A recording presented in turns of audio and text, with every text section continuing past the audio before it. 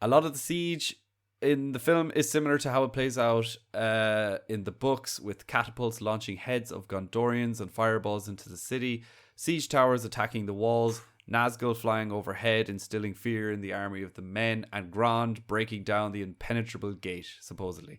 But what main deviation happens here? Do you remember? After Grand breaks open the gate, there's something that happens in the book. The Witch King thing.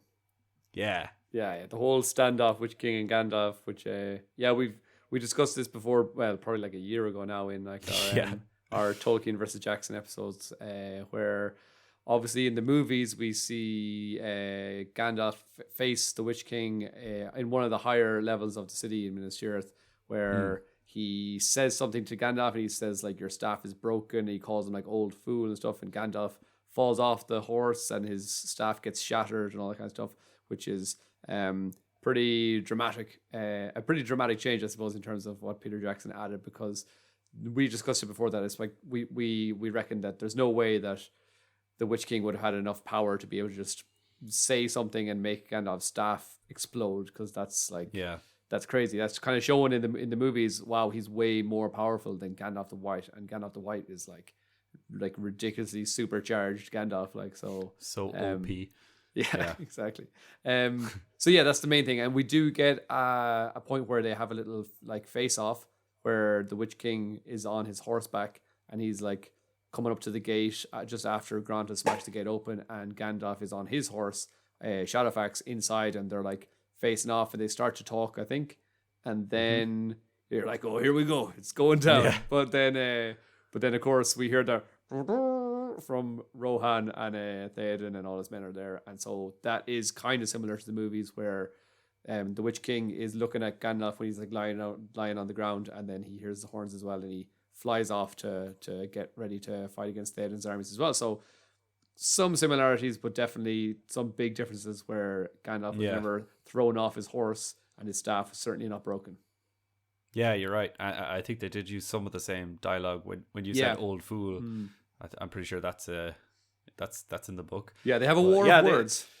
They kind of changed locations and just moved it up on like to a different place on Minas Tirith. But the changed locations, I'm like, again, that's not a big deal. It's kind of, I think it still would have been kind of cool if they'd faced off at the like broken gates and stuff. But although then they wouldn't have been able to do what they did with when Gran breaks through, and then the trolls with their little spiky armor come in. Like, that's also really cool as well. So I don't mind the change of location. I do think it's a bit, and like, we've discussed this before as well, how like we kind of understand a lot of Peter Jackson's changes, and we're definitely not the kind of people that are going to be mad about like, oh my God, this was supposed to be in this location. It's complete, it's blasphemy that he's making this change. But it's kind of like, we can understand it, and also he's adding to like the tension of the movie, that if you don't know much about Gandalf's powers, you're like, oh, maybe he could be defeated by the Witch King, but we kind of know that it's probably definitely the Witch King would have needed a lot of help to be able to actually defeat Gandalf, I suppose.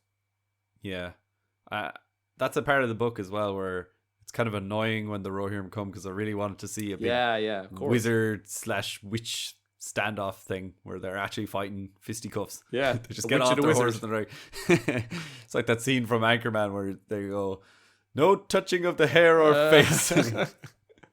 Gandalf's just holding a grenade, like, Brick killed a guy. So yeah, you're right. So this is where all hope seemed lost, and the city was going to be overrun. And at this moment, like you said, the cock crowed and the horn of Rohan sounded to announce the arrival of Theoden's troops.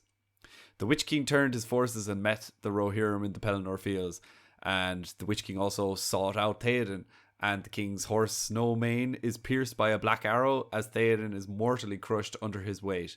It plays out almost exactly as the film where Merry and Éowyn team up and kill the Witch King, but for anyone that doesn't know, Johnny, why is Merry's actions important here, or why are they important here?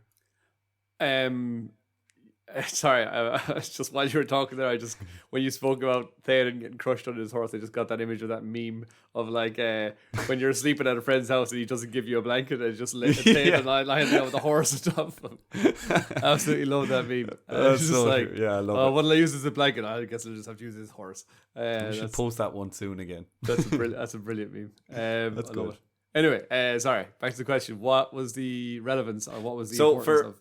So for people that have only watched the movies and they want to know more about that scene, we see Mary stab the Witch King, Yeah. and then Éowyn stabs the Witch King as well. But like, what's so important about Yeah, Mary's actions? all the kind of glory, I suppose, is given to Éowyn in that moment, which obviously she does a massively important job as well of actually like confronting the Witch King and taking him on, while everybody else on the battlefield was just terrified.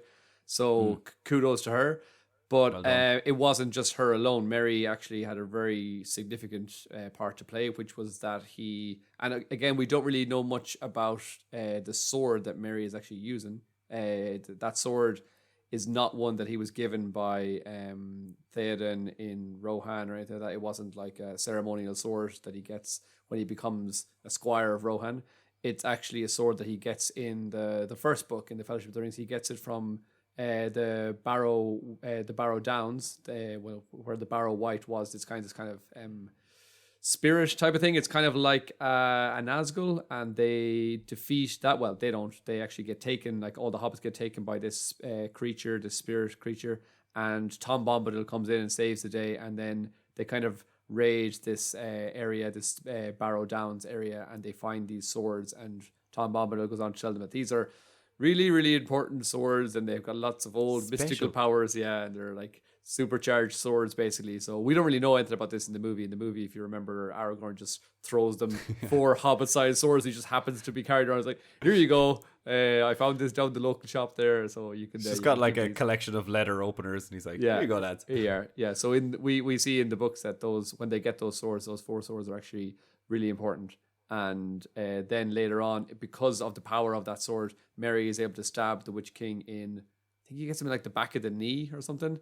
And then that kind of... It looks like the calf in the film, but I think it's the back of the knee in the book. Yeah, I'm not too sure. Anyway, I think anywhere would have done the job, because I think... It would have put him out for at least 6 months anyway. Yeah, exactly. That's for sure. Metatarsal got him. Yeah.